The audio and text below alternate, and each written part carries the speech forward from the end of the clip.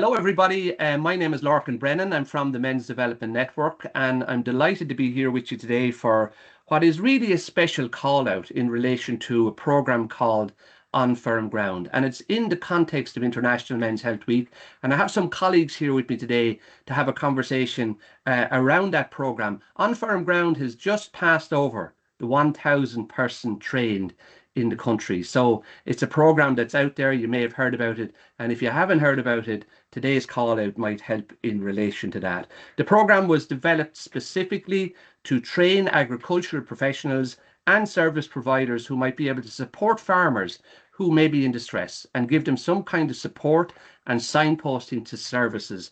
It recognises the complexity of the issues in relation to all that affects farming and farmers at the moment, and it builds on the capacity that very often we feel advisors or agricultural professionals have in relation to relating with the farmers across the country, and especially maybe to act as a conduit or a support to maybe getting a farmer in distress to a service. And to do that today, I have some really good people with me here today. First of all, on my screen there on the right hand side, borrowing a laptop from another person, as you can see, but the man's name actually might be recognisable as well to loads of people around the country. It's George Graham, and George is an advocate for men's health on the island of Ireland, has been very instrumental in growing the conversation nationally in relation to farming and farmers and our mental health and how we can support and signpost, especially in relation to that. George, I think, you know, your own testimony is very clear on the actions you took and continue to take for sustainability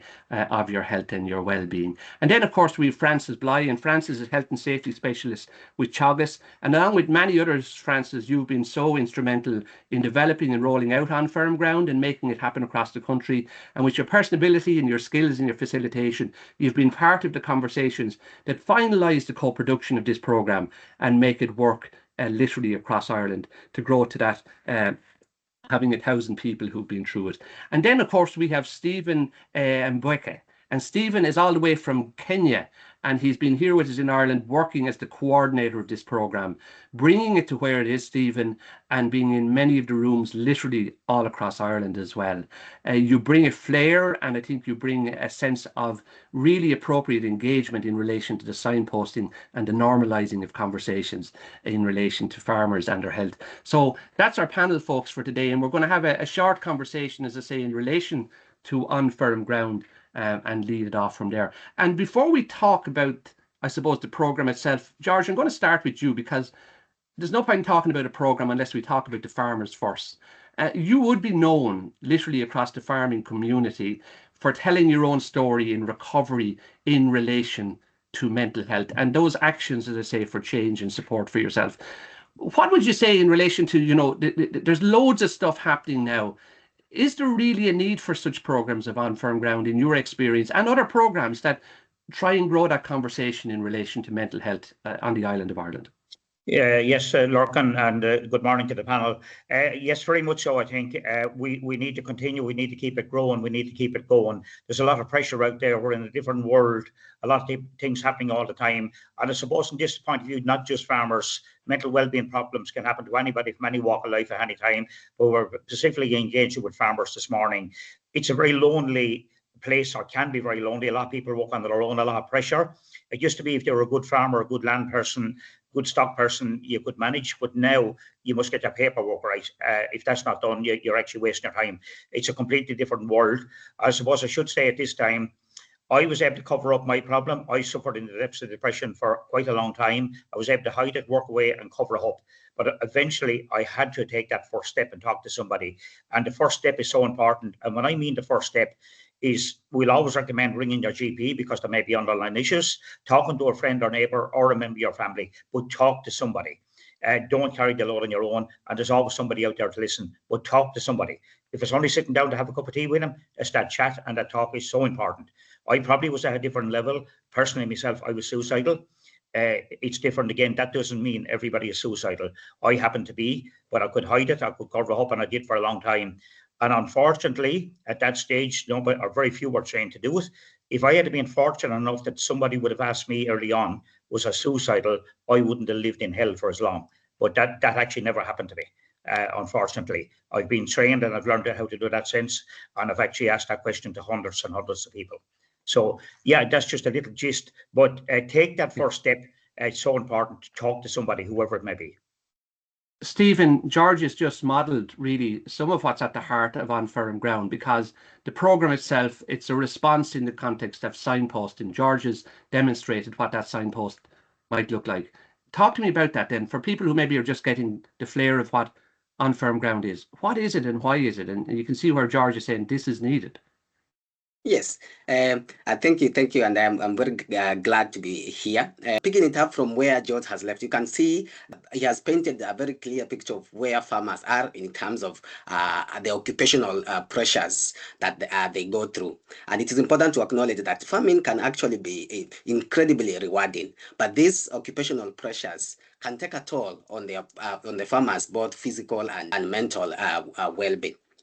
But there are also other aspects as well that are associated with the farming, like the cultural expectations of farmers to be, self-reliant, the get on with it kind of mentality. So these kind of things, act as a barriers with, in taking that first step that George is talking about. And that is where now the On Feirm Ground is coming in, to equip the people who are, who farmers are already chatting with in the yard, in the office, or over the phone, so that they are able to recognize the early signs when a farmer is, struggling, and have the confidence, the tools, and the skills to signpost them to the necessary support service. So that's the gap that the On Feirm Ground is trying to fill. Francis, building on that as well, your colleagues literally across the nation, the word was coming back into the departments, and it was saying, look, we're sometimes going out and we're finding that we're in circumstances, we see somebody, as George has said, that maybe potentially could be in distress, not themselves, what do we do? So you were very much on for, we need to program something like this. It's softer, it's engagement, but it's focused on signposting. What's your sense of it in the program itself? Because you were very much part of loads of areas, as your colleagues were. How important has it been in relation to coming into the country? Yeah, so from a Teagasc perspective, we were delighted to be part and parcel of the development of the program. I suppose we would have been working on this, and my manager, John McNamara, for years beforehand, trying to kind of support farmers in that need that support from a mental health and well-being perspective. But the development of the program then brought it all together, if that makes sense, and allowed a lot of different minds to come together to try and identify what can be done in a program. It's a one-day program for the advisors then and ag professionals that take part in it.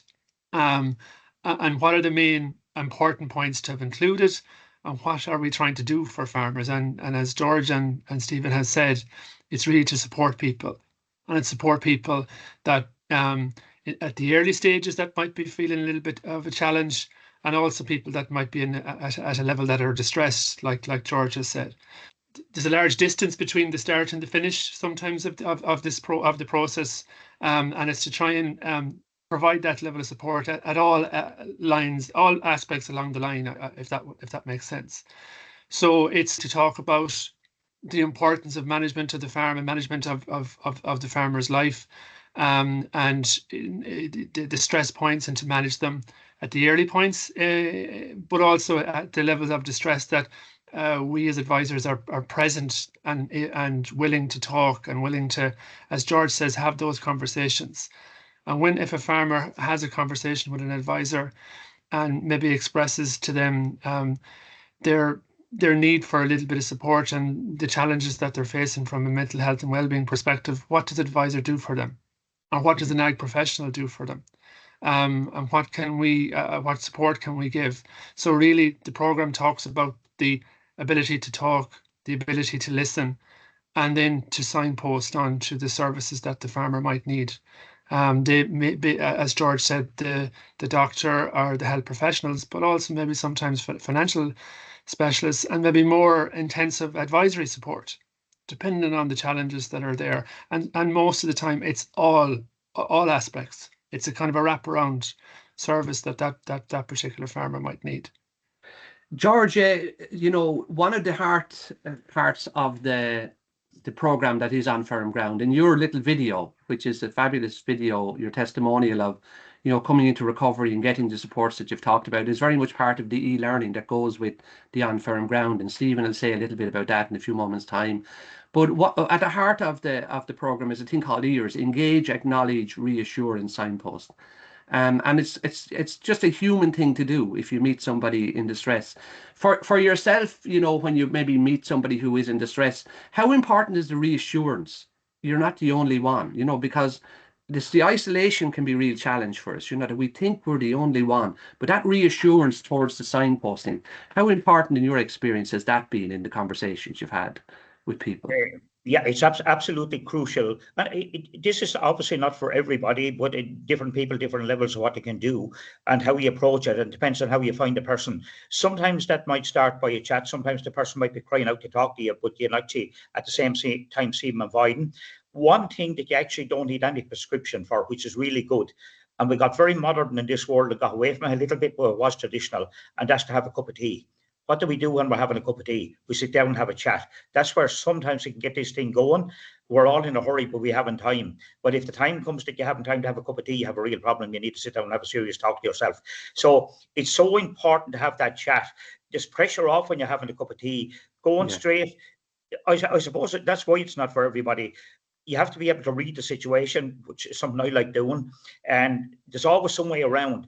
It mightn't be actually the focal point that you want to do. Sometimes it's actually, there's always a way through that wall. You can't go through the wall, but if you actually go around, there's another way of getting at the back of that wall.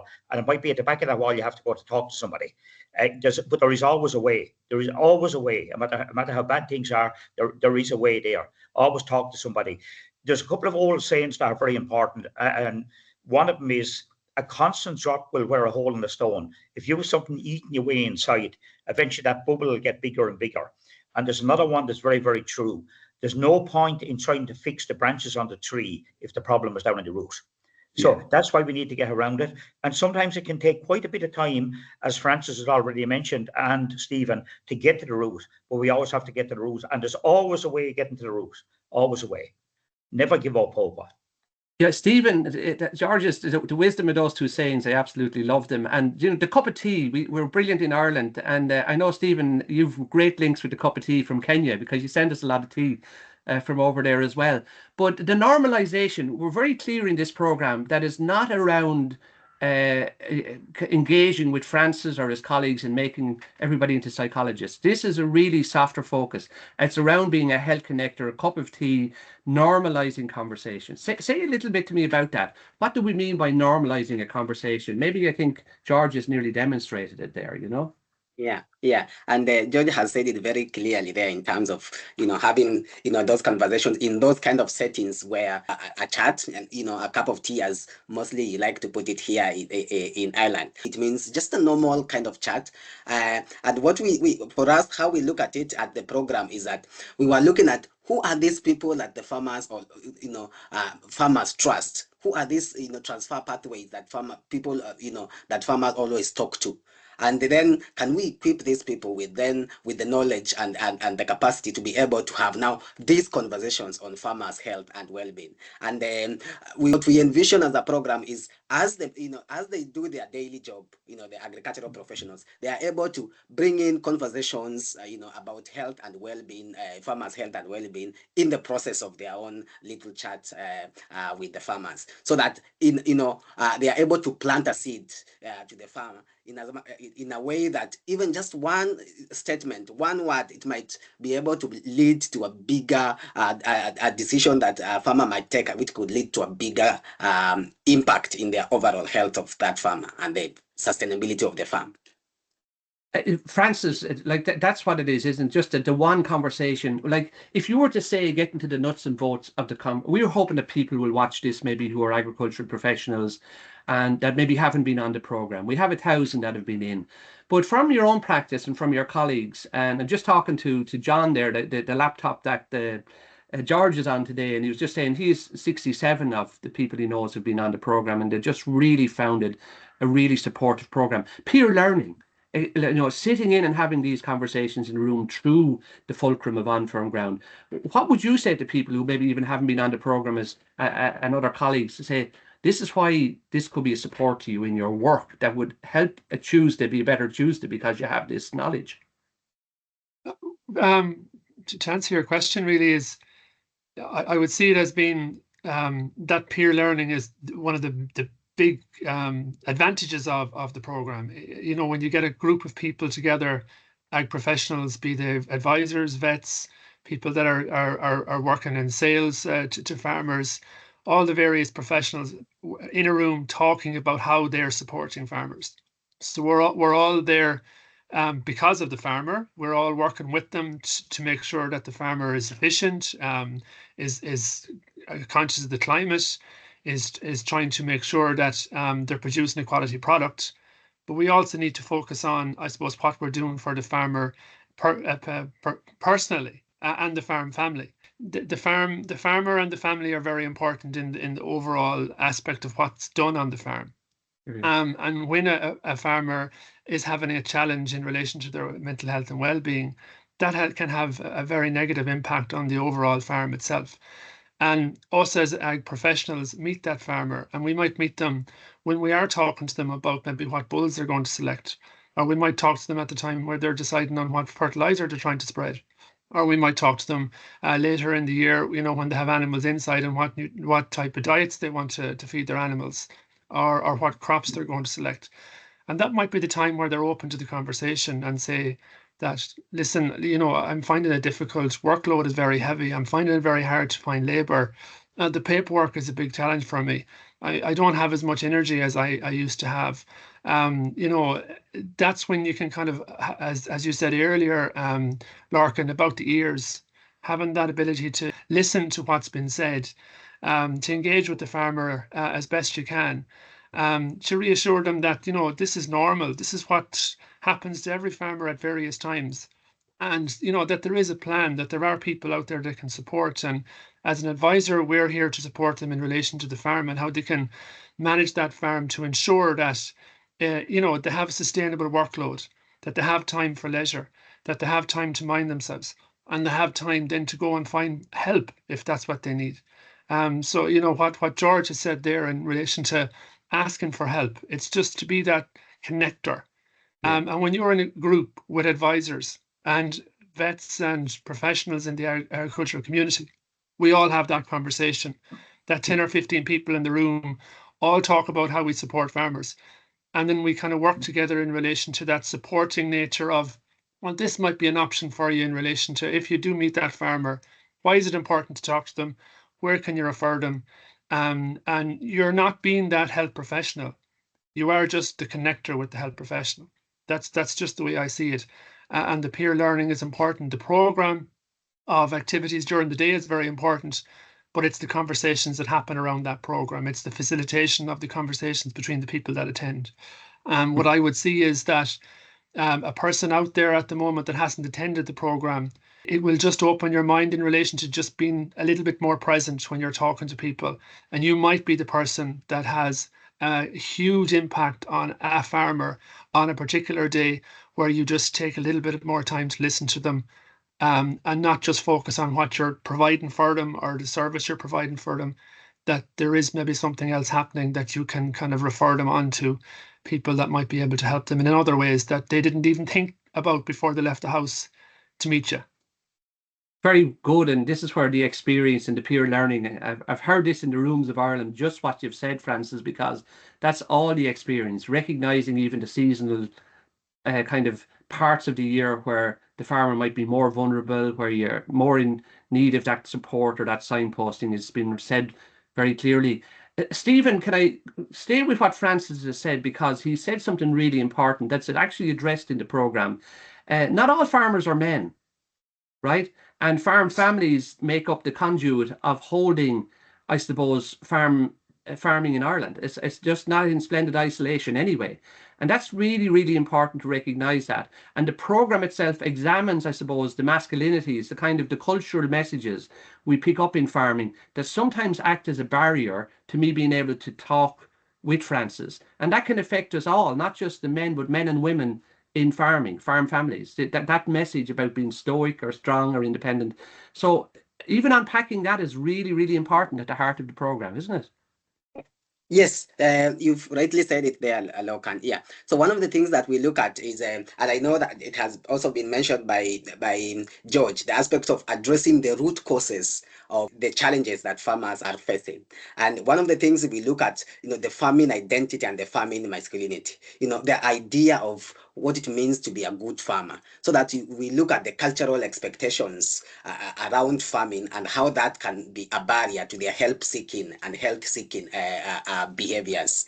And coming back to your question, in as much as this program, yes, primarily it focuses on male farmers, but that is not to say that in Ireland, all farmers are male, or that the only farmers that are valued here are male. No, it's just that they are, in terms of statistics, there are more farmers who are male than female. But when you look at research that was done, one of the things that came out from the focus group discussions is that even female farmers, are affected or are impacted by the farming in masculinity. The fact that they are in a masculine kind of a job makes them feel like they want to prove themselves, and this ends up having them to work twice as hard. So they are affected by the masculinity identities. They would feel like they have that pressure to work for long hours, to be self-reliant, to pass on traditions. So they are all impacted by cultural identities and masculinities. Okay, look, I'm really conscious that we're, with time, we're running on time here, but there's a few things I still want us to just look at, because that's a really important point that you have made. And there's a conversation comes up in the room a lot about maybe sometimes the invisibility of women in farming and how that needs to be addressed, and how it's becoming more profiled, I think, in the work overall, and especially family farms. This comes up quite a lot as well. But I'm conscious behind me there's a poster for International Men's Health Week, and this is just a promotional call out we're doing today. It's not a full webinar as such. So in the context of the week that's coming up in June, and we see shoulder to shoulder is a very important part of the theme for the week that's going to happen. George, can I ask you first of all, the camaraderie that, we had the MEHL in the past, and we've had all of these different things. Is that shoulder to shoulder still there, or do we have to work to regain it? One man in a cab, one man in a field. Do we have to really work to make sure we keep those connections in place that were so natural and normal at the part of kind of agricultural life 20, 30 years ago? Yes, I think we have to work even harder at that to get this shoulder and shoulder back. That's one of our issues. I'm just going to tell a little story as part of this, which is getting away from your question a bit. I remember from a safety point of view, I remember a guy who had a chat one evening on safety, and he was saying there was only one good thing ever came out with smoking. Years ago, a lot of people smoked, and if they're going to do something a bit risky, the first thing they done was took out a cigarette and laid it up and had a smoke. So they thought about it. Now you're on your own, or we're in a hurry and we rush into it. But it probably was the only good thing that ever came out with smoking. But that's just something I'm bringing in the middle of it. But just as has been mentioned by yourself, Francis, and Stephen there, it has been mentioned, we often talk, and very often obviously talk about the person with the problem, but we are inclined to forget about the wife, partner, or husband, whichever way it might be, that have to live with the person with the problem. This is a different field, and we're very much inclined to forget about that situation. That can be very, very intense. I've had people coming, wives, partners, and it could be a husband or wife with a problem, and they're in desperation. They don't know what to do. They're living in the four walls of a house, somebody. It can be very, very tense and very, very serious, and a lot of pressure there. We can be the life and soul of a party, but we may be the most lonely person there. These are all parts of it. We could be living in a built-up area. You can have all the counselors, psychologists, professionals on one side of the street. There's none of them going to come to you. You still have to take the first step and go to them. That's so important. No matter how much we do, it'll get back to that first step and talking to somebody. I've had people ringing me at 3 o'clock in the morning. I remember one case not that long ago, 3 o'clock in the morning, again at 5, and again at 9:30 that morning, just couldn't cope. These are the type of things you can have. If they couldn't ring somebody like me, now I'm not a professional counsellor, I do counselling with people. I'm a member of an organisation where they're head to toe. And our thing is to get people to take that first step and talk to somebody. So that's so important. There's nobody going to come to you. It's nothing to be ashamed of. It's just something that happened. If I fall and break my leg and I'm going out of here today, the first thing I'm going to do is shout looking for help. I'll be crying out, and I'm going to end up in a hospital very soon and get help. But I'll have a broken mind, and I'm going around and I'll burn up all my energy trying to hide it and cover it up. Remember, it's nothing to be ashamed of. It can happen to anybody from any walk of life at any time. Take that first step and talk to somebody, whoever it may be. And there is always a way, and there's always a light at the end of the tunnel. George, that's amazing, and really solid and good advice to start that conversation and get to that space and that place. And again, as Francis was saying earlier, sometimes to mind ourselves in that process as well. There are other people out there that are really trained around supporting us if we're in that space. Fran, for yourself, Men's Health Week is an important week on the calendar now, and what's your call out for people, especially in relation to men's health generally and for the week, but also for On Feirm Ground? What we really, really encourage, I suppose, all farmers to do is to think about themselves and their own situation. And as George said, themselves, the family, the people that work on their farm, it's a full unit. It's a community of people, be they male or female, children or elderly farmers. Everybody needs to think about their own unit. And I suppose what we always try to do is try to encourage farmers to continually think about their own unit, the people that work with them and around them, to put a focus on health in addition to everything else. So not to get into the kind of the treadmill of just focusing on, we need to get the silage cut, we need to get the slurry out afterwards, we need to get cows moved around in different places, the TB test is coming up. All those things are important and all those things need to be done, but we need to take time out to think about ourselves. It's good weather the last couple of weeks, have we been spending time putting on our sunscreen, or have we just gone out doing the work and forgetting about our own health? Is there a niggling problem there in our hip, in our knee, in our tummy? Are we losing breath? Do we need to get some kind of a health check? And as George said, in relation to our mind and how that's been affected by different things, like certain people just get to a point where they need a little bit of support, need a bit of help, and as George said, to ask for help. Not to let it go on and go on. And sometimes it can start slow, and then it can get to a crunch point. Not to let it get that far. Go early. Start talking, as George said earlier, and you said yourself, Lorcan, talking to a friend. Find somebody anyway to have that first conversation with. And we would encourage our advisors to be that person if the farmer wants to talk about it with them. And the program, the On Feirm Ground program, just provides them with a little bit of information, some skills, but the courage really to take on that conversation, not to shut it down, to be open to it, and to be open to then encouraging the farmer to do something about the way they're feeling, not to be the psychologist, not to be the person that's going to fix the problem, just to be the person that encourages them to move to the next level. The same as George said about breaking your knee or your arm or whatever in the morning. Are you going to do something about it? Then you have to.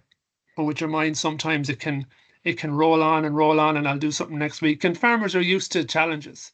They're used to working through things. They're used to, I have this problem here, and I worked my way through Cavan last year, even though I was really under an awful lot of pressure. And I'm going to manage through again this year, and I'm going to manage through. But sometimes it just can get too much, and it needs to be. You need to work on it before it becomes a big challenge. Okay, thanks, Fran. So stop and ask the question, get the supports, and move in the direction. You heard it here, folks. This is good, really solid and sound advice. Stephen, just before we land, it's never too early to book and find out more about. We've went over 1,000 people trained, and we're going into the summer, and people say, I must book that sometime, or I must look into it. If there's anybody watching, go to the diary, look it up. Is that what you're saying? Yes, exactly. We are rolling out the program. We actually rolled out last year, the second phase of the program, and we've trained, as you have rightly put it, over 1,000 agricultural professionals and service providers. Maybe one thing I need to mention is that this program is targeting anyone who interacts with farmers. It could be in the office, on the yard, or over the phone. So anyone. Maybe if you are a vet, an inspector, so if you are maybe from a farming organization representative, ICMSA, all those different people, if you are a community health worker, so anyone who is coming into regular contact, this program is designed for you. Maybe the other aspect that I can mention is that if then you want to get involved, where would you go? The best place, I think, for us is our website. So I would encourage you to log in, to visit our website. It's www.engagetraining.ie, and then you will see different published workshops there, and then you can register for a workshop near you. So the programs are running across the country. And the other aspect is that if you also have an organization and you want your staff trained, we also do that. So you can email directly to us. Our email is health@mensnetwork.ie, and then we will be able to have a little chat and see how best we can support you. This program is funded by 3 different departments. We have the HSE, we have the Department of Agriculture, and then we have the Department of Health. So these workshops will be, availed to you free of charge. And maybe the last bit that I would mention is that for us in our program, our clarion call is that you don't have, to be a health expert for you to make a difference. Francis has mentioned that, just a small kind of a genuine conversation can open doors. So, and if you are already someone who is working with farmers, we feel that you are already part of that solution, and we encourage you to, enroll for our workshop and become part of that conversation. Stephen, that's very, very clear. And we'll put that up on a slide at the end of this as well, so people will have the emails, where to go, and the additional information. So you hear who it's for. If you're out there, if you're engaging with farmers at any level, are really interested in just people and farming and agriculture, maybe this is the room to be in for peer learning, for support, and then, of course, for the signposting. There is a takeaway at the end of the day.